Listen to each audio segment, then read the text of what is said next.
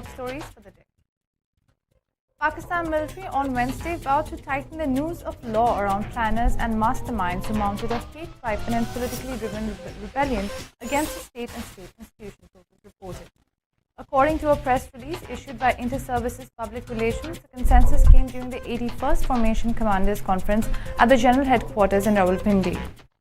Formation Commanders Conference is one of the military's larger forums which usually meets annually for discussion on strategy, operational and training matters besides deliberating on organizational issues. Maulavi Nisar Ahmad Ahmadi, Taliban's acting deputy governor of the Badakhshan province, was killed in a car bombing incident in the provincial capital of Faizabad on Tuesday morning, news sources reported citing an official. The deputy governor's convoy at Makama Palace of Faizabad was the target of a vehicle bomb, according to Mazzuddin Ahmadi, head of the Taliban at Badakhshan's Department of Information and Culture. 6 individuals were injured in the incident while 1 other person died, according to Ahmadi. Chris Licht announced his resignation from the post of Chief Executive Officer of US broadcaster CNN on Wednesday, reported sources. CNN's corporate parent Warner Bros. Discovery confirmed Licht's resignation effective immediately. His retirement comes a year after he took over from Jeff Zucker, the previous network leader, who was forced to resign following disclosures of a connection with a subordinate. Licht will be replaced in the interim by a group of seasoned programming leaders, according to the company. And now for some technology news. Apple has updated its App Store review guidelines to crack down on app clones and copycats. Submitting apps which impersonate other apps or services is considered a violation of the Developer Code of Conduct and may result in removal from the Apple Developer Program, Apple said. The updated guidelines mention that developers shouldn't copy the app's code or user interface or have a similar name to another popular app.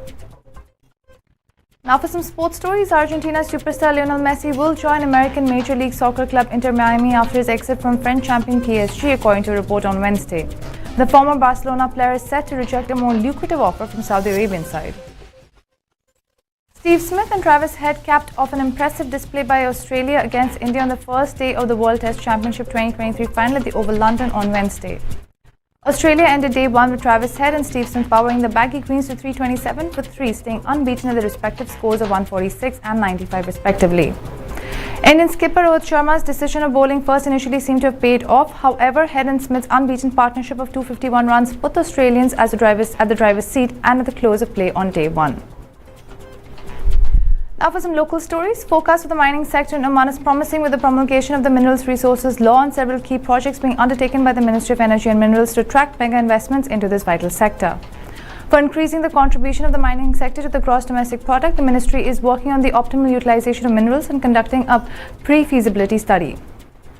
The Ministry of Energy and Minerals seeks to develop and organize the sector by completing and developing the geological, geophysical and geochemical maps of Oman. It is pressing ahead with exploration of all kinds of minerals and determining their uses in the field of industry.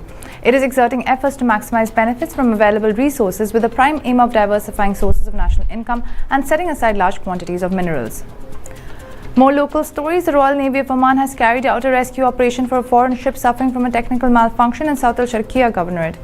The Ministry of Defence said the following in a statement. The Royal Navy of Oman in the Walayat of Sur in South al-Sharqiya Governorate carried out a rescue operation for a wooden ship Al-Boom passing in the Arabian Sea after receiving a report stating that the ship had suffered a technical malfunction.